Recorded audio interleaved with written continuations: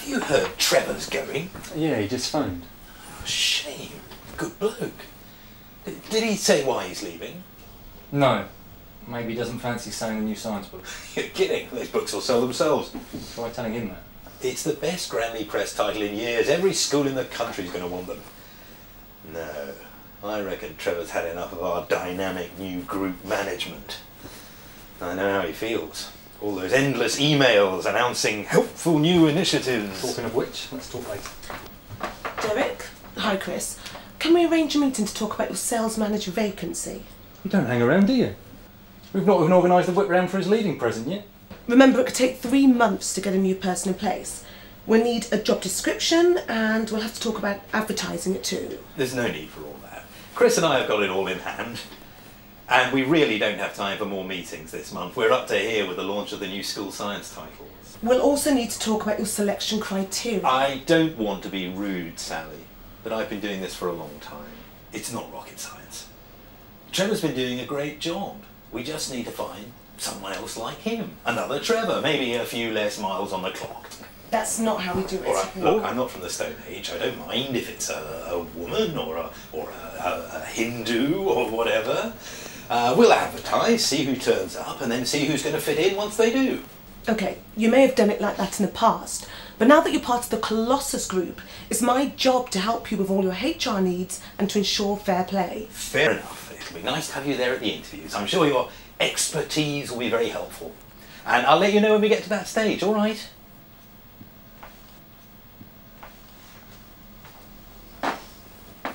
Can you believe it? It was all so much simpler before the takeover. None of this help with our needs.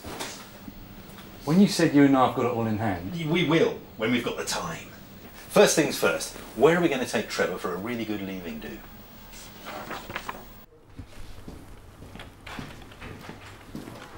I found this in the file. It's a job description we used when we first hired Gavin. Brilliant. We can probably tweak that and use it again for his replacement. Well, it's a starting point at least. But we need to think about how the job and the business have changed in the last 2 years. Gavin was in right at the start, but he was saying himself the other day that it's completely different being sales manager now we've made a bit of a dent in the market. Well, why don't we ask Gavin? Let's ask him to help us describe his job and work out what skills his replacement would need. We might as well get some more use out of him before he deserts us. We need to think about how the job is going to look in the future, and Gavin's got a better idea of that than anyone. It's always possible that we'll end up with a person specification for someone completely different from him, someone more suited to the way the business is developing. Gav's done a great job establishing our name in the market. I'll miss him. But you're right, that doesn't mean we should be looking for his clone. Recruiting and selecting new staff is one of the most important tasks in any workplace, crucial to the performance of your team. When somebody leaves, the first question should always be, is there a vacancy to be filled, or would it be best to reorganise the work among existing staff? If you do have a vacancy to fill, Best of the Bunch will show you how to do it systematically, setting the right selection criteria and referring to them throughout the process to maximise your chances of making the right decisions. Running an effective piece of recruitment and selection is crucially important. There are huge risks to getting it wrong. There are costs to the organisation. They're both real costs and there are hidden costs. There's a huge amount of time spent on wrong recruitment and selection. And if you don't involve your team in working out what sort of person you might want in that team, then also that can have an impact on the well-being and the effectiveness of the team.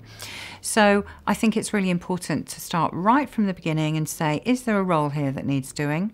If so, what should that look like? What do the team think of that? Do we all agree with that? How can we add some value to it? And then to draw up an idea of what skills and competencies somebody might need in order to do that role really well. And the cost of not doing that could be anything up to a year's salary. The value of getting selection and recruitment right is that you can get the best possible people working for you in your organisation, and the people that you have in your organisation cost a lot of money, and getting the best possible people allows you to maximise the performance of your organisation as a whole.